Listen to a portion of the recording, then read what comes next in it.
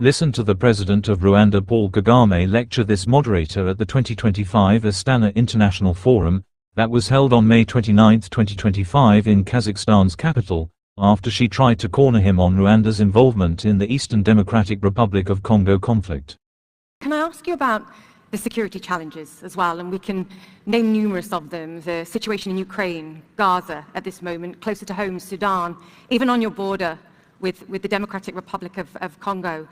Do you think tailored solutions like mediation, engagement from nations such as the Qataris or other governments, the United States, others, can find solutions? Or do you think in the end the path to peace is found in the specific regions, in your case the African Union? Because none of these solutions are simple and no one wants a band-aid that ends up in more violence down the line.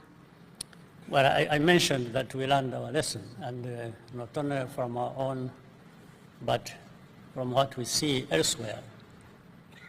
Security is very important, and peace, for any development or meaningful one to take place. But what we have also learned is that some of these conflicts have root causes. They just don't emerge from nowhere and you have conflicts. No, there are these histories that have not been resolved over many years, and they are the ones fueling conflicts over and over again. Now, what we have across the world, we find there is more paying attention to managing conflicts rather than addressing these root causes. And all you expect, therefore, you can cool down the situation, and a few months, few years later, you have the same crisis getting worse or others emerging, branching from what you are trying to resolve. So you don't just manage conflicts, you address the root causes. And that's what has been lacking in most of the cases that I'm aware of, including our own in the region, the one we have in the region affecting all of us.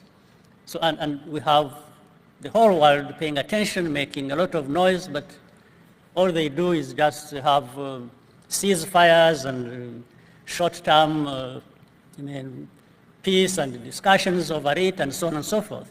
And then it spirals back to where we were at the beginning.